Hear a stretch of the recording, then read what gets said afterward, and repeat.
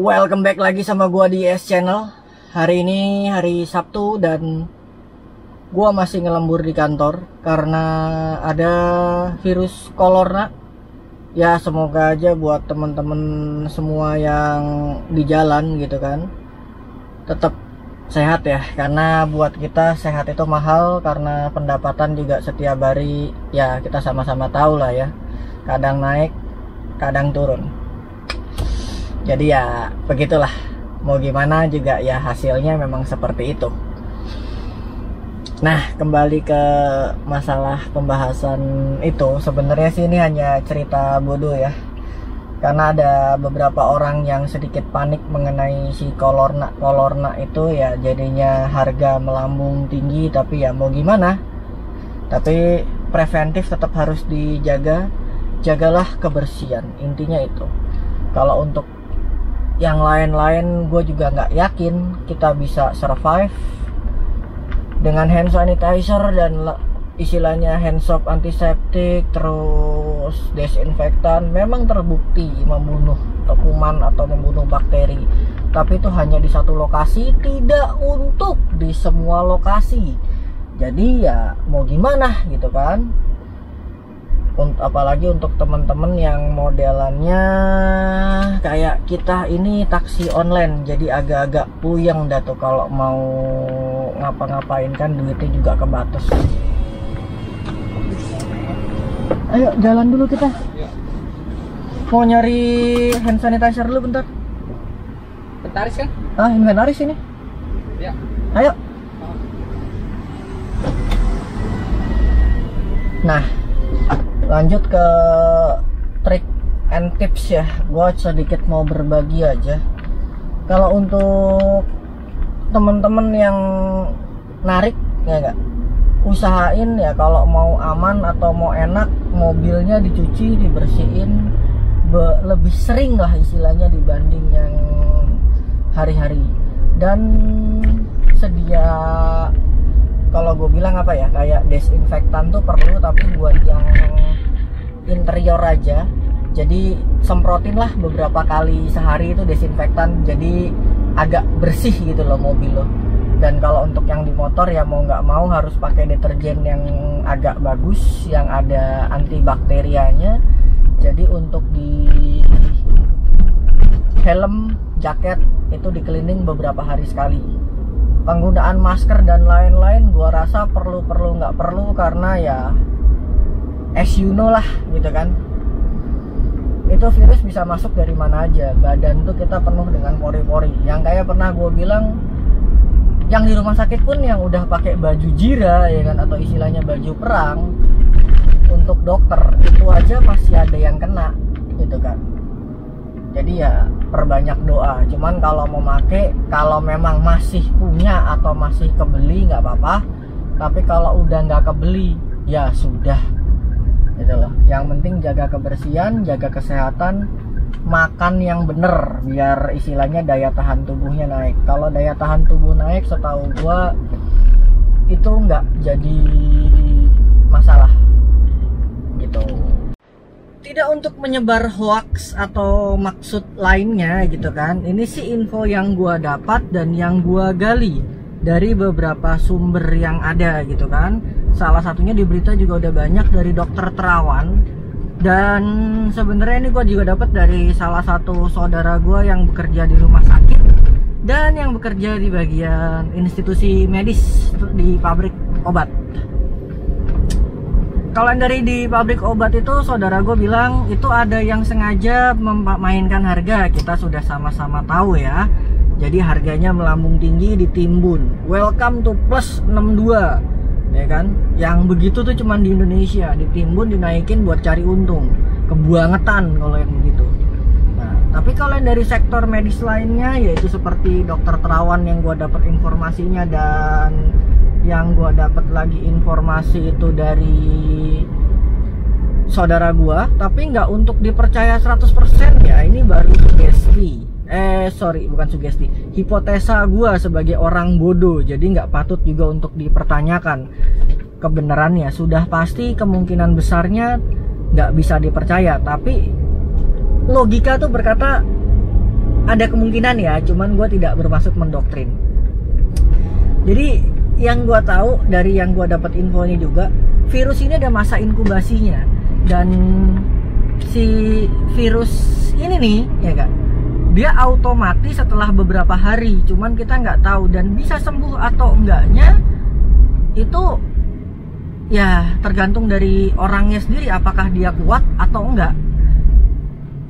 Ini juga gue pernah baca testimoni dari salah satu orang yang survive dari virus ini, yang sudah pernah kena di Wuhan. Tapi translate ya, karena gue juga keturunan, tapi keturunan KW, jadi gue tidak tahu bahasa Chinese atau bahasa Mandarin. Dia bilang di rumah sakit itu dia tidak diapa-apakan, ya kan, hanya dipantau. Ya logikanya dari rumah sakit pun ya cuman mau ngapain, karena obatnya juga belum ada. Jadi rumah sakit nggak bisa berbuat banyak. Rumah sakit hanya bisa memantau vital. Ya contohnya kalau kayak panas dikasih obat penurun panas. Kalau kayak contohnya butuh napas dikasih oksigen. Dan dicek vitalnya yang lain biar nggak di bawah rata-rata. Biar gimana dia bisa survive. Intinya itu. Tapi dia ini orang yang cukup beruntung, dia bisa survive karena dia terkena virus tersebut sebelum mewabah terlalu besar. Jadi armada medis di sana masih bisa cover gitu loh. Tapi kalau sekarang kan sudah terlalu banyak, jadinya nggak bisa di cover. Itu kalau kasusnya di China. Dan itu juga dibenarkan oleh si tante gua, ya itulah ya, yang bekerja di salah satu rumah sakit dan dokter terawan. Tuh, tapi kembali lagi ke orangnya, apakah orang ini kuat atau enggak. Kenapa kita wajib waspada? Karena ya sorry to say, virus ini belum ada obatnya, atau mungkin memang bisa dibilang tidak ada obatnya, bisa sembuh sendiri kayak DBD anggapannya. DB pun juga kan tidak diobati dalam. Nah, DB pun kan juga tidak diobati seperti yang gimana-gimana kalau yang gua tahu, karena gue pernah ngerasain gue kena demam berdarah. Jadi pada saat gua kena penyakit itu yang dipantau hanya trombosit. Rumah sakit hanya memantau vital. Dan di sini pun seperti itu. Tapi bedanya kalau itu tidak terlalu mematikan, bisa jadi mematikan tapi tidak terlalu seheboh seperti yang sekarang ini. Dan itu sudah umum. Jadi rumah sakit tahu langkah-langkahnya. Nah, sekarang kan ini namanya epidemi baru, gitu kan, dia belum tahu langkahnya. Nah, itu disitulah kita perlu waspada. Semuanya masih based on sugesti. Maksudnya sugesti itu ya tebak-tebak manggis lah.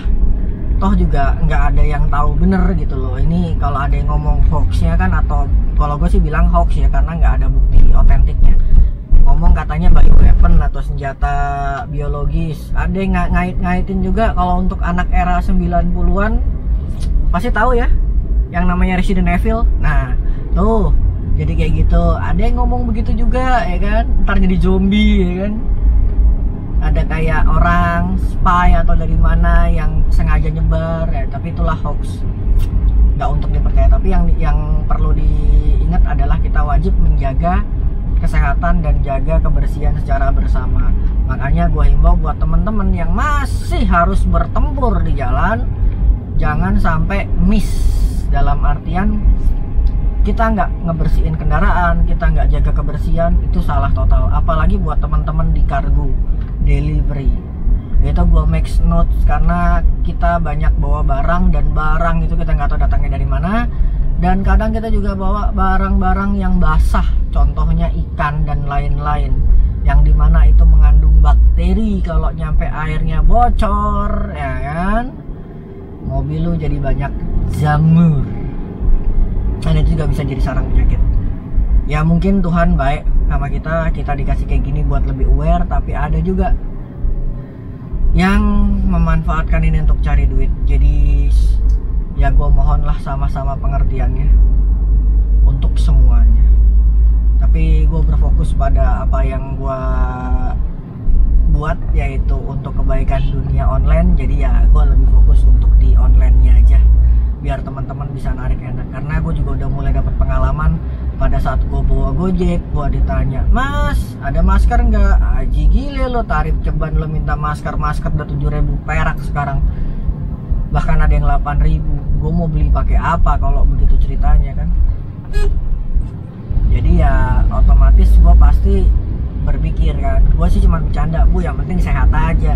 Kalau saya sih nggak kebeli bu masker, orang ngambil di kantor juga stoknya kosong, jadi agak susah lah buat usaha kayak gini sekarang. Tapi ya gue jamin sih masih bisa, tapi harus aware aja.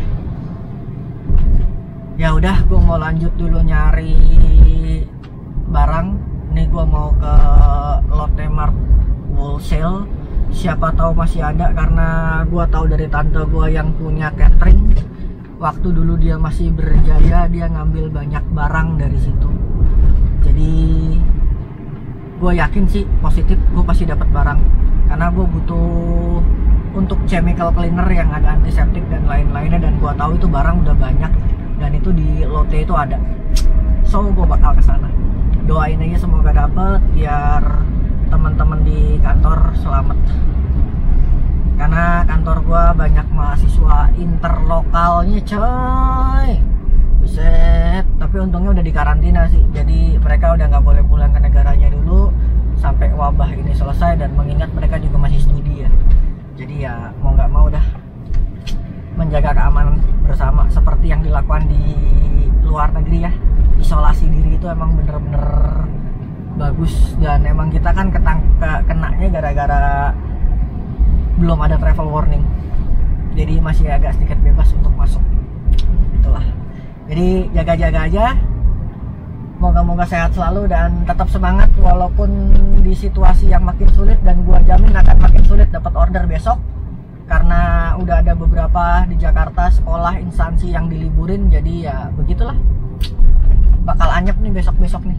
Tapi ini karena faktor bencana ya, jadi nggak bisa diapa-apain, ya terima aja. Tetap semangat mengais rezeki buat yang di rumah. Sekian dari gua cabut. Kita lanjut besok lagi. Terima kasih udah nonton. Don't forget to hit like, subscribe, and share. Thank you for watching.